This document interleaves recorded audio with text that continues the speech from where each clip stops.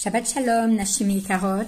Je voulais vous faire partager ce matin, je sais que c'est Erev Shabbat, Erev Pessah, on a beaucoup de travail, mais si vous avez quelques minutes pour écouter, je voulais vous faire partager une réflexion sur ce mois de Nissan en particulier dans lequel on va rentrer ce Shabbat, qui est un Shabbat bien spécial, puisqu'en même temps c'est Parashat Tazria, en même temps Rosh Chodesh, et en même temps on va lire Parashat HaChodesh.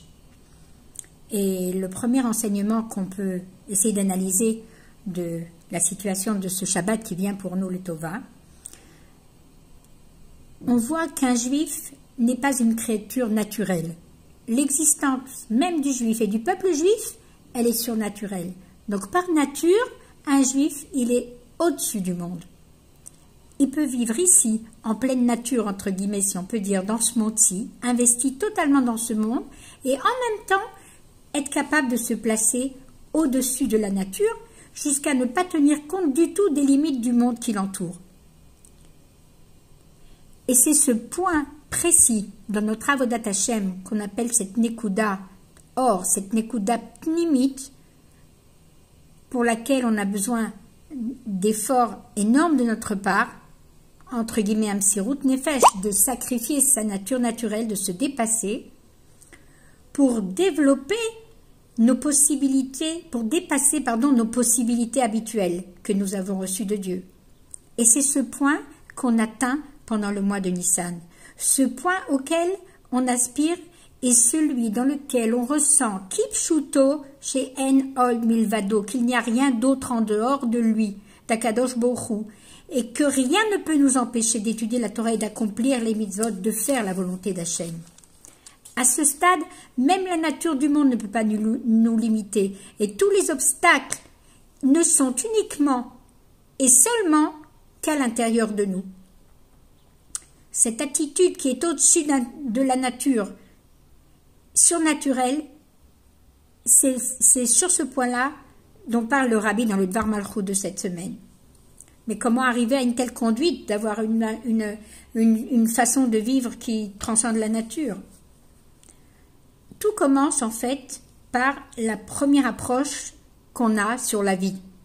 Si notre guisha, c'est avant tout, notre approche, c'est avant tout de considérer qu'il y a la Metziyut, il y a la réalité concrète, il y a le monde, et il y a Kadosh Baruch Hu d'un autre côté, alors là, même si on a une émouna très forte, et même si on sait reconnaître qu'il y a le Koach HaElyon, la force divine, la force, le pouvoir de Dieu de transformer la nature et de faire de miracles, notre conduite restera une attitude naturelle, limitée aux limites de la nature et de notre nature.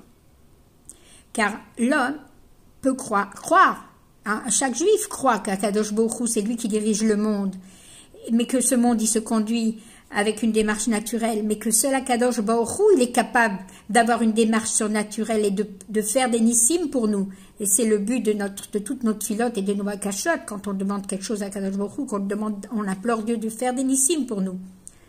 Mais en fait, par cette attitude, on montre à Hachem et à nous-mêmes qu'on ne croit pas en nous-mêmes, qu'on ne croit pas que par nature, on est surnaturel, que par nature, on a la force, Hachem nous a créés, mais à la Teva, au-dessus de la nature, avec la force et les possibilités de pouvoir se dépasser pour nous provoquer le miracle, nous créer le miracle.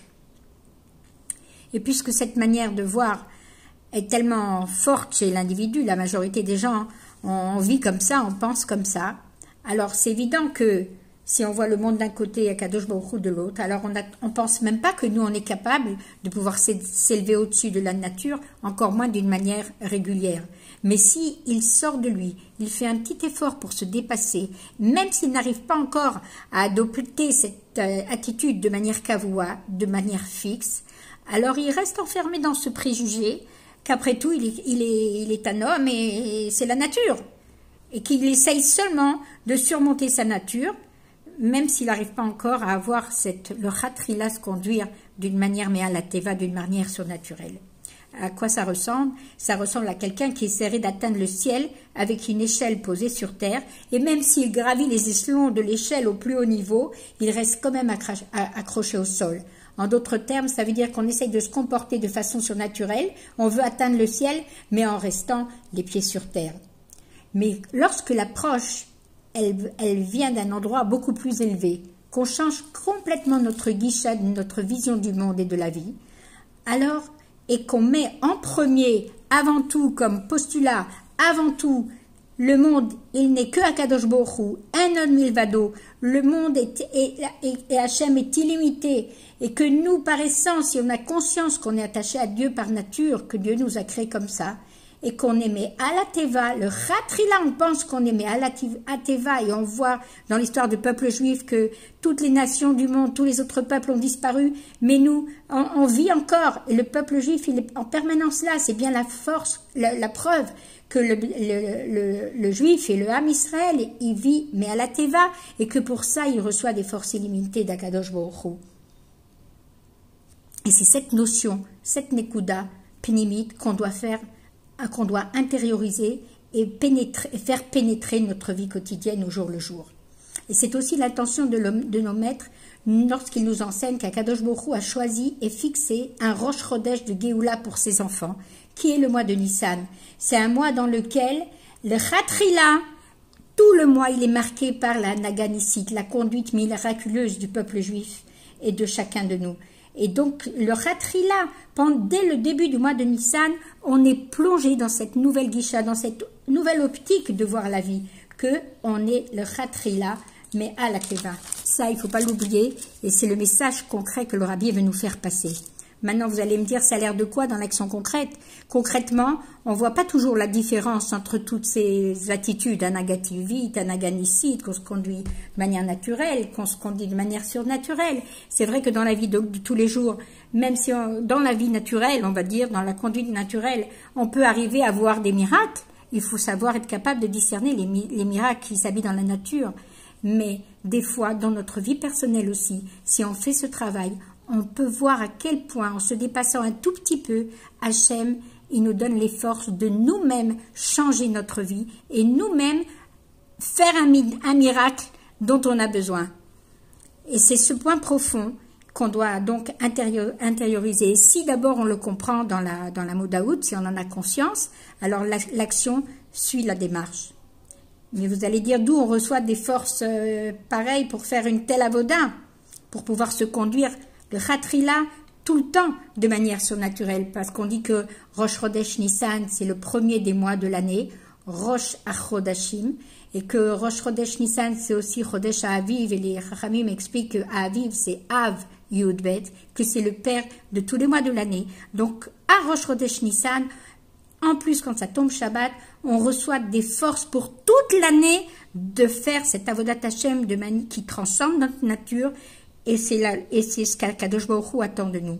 Maintenant, concrètement, d'où on reçoit les forces, on vient de dire, et bien de ce Shabbat, qui est en même temps Shabbat Parashat Tazria, en même temps Shabbat Rosh Chodesh, et en même temps on lit Parashat Chodesh en préparation à Pessah. Et c'est la raison pour laquelle ce Shabbat, on va sortir 3 Sifrei Torah, et on lit séparément dans chacun d'eux. De manière générale, on l'avait déjà vu, l'ouverture du Aron HaKodesh et la sortie de la Torah est toujours un don de force particulière que le juif reçoit de par Moshe Rabbeinu.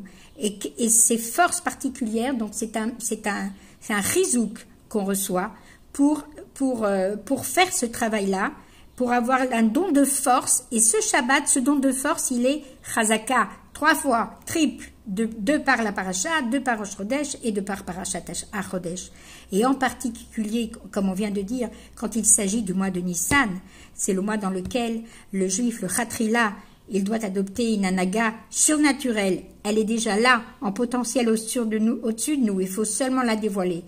Car alors on reçoit des forces pour cette conduite pour toute l'année, comme on vient de dire, et par cette attitude, on peut entrer immédiatement dans la Géoula Amitit Ve'Ashlema, dans la Géoula personnelle avant tout, parce que ce Shabbat, on a dit, on reçoit des forces triples, on reçoit c'est aussi un yan de renouveau, de chidouche. C'est un chidouche dans notre Avodat Hashem. On reçoit des forces pour se dépasser, on reçoit des forces pour comprendre qu'on est mis à la Teva. Et cette Avodat Nissi, on la retrouve aussi dans les mitzvot de la fête et dans le Toren, dans le sujet du mois de Nissan. On voit que les Bnei Israël ont amené le Korban Pessah. Pessah, c'est diloug, c'est sauter, faire un bond en avant. Donc, dans le mois de Nissan, et à partir de Rosh Chodesh, on reçoit des forces pour faire un bond en avant dans notre Avodat Hashem, Ma'alin Bakodesh, qu'on augmente de jour en jour dans notre service de Dieu. Et dans le mois de Nissan aussi, on commence à lire les 12 Nessiim. Et pour tous les autres Nessiim, on cite de quelle tribu, les princes des tribus. Pour toutes les autres tribus, on dit le nom du prince de la tribu avec le nom de sa tribu, alors que pour le premier qu'on va lire, à Rosh Chodesh, c'est Narshon ben Aminadav. On cite que son nom. On ne fait pas référence à la tribu de laquelle il vient. Pourquoi?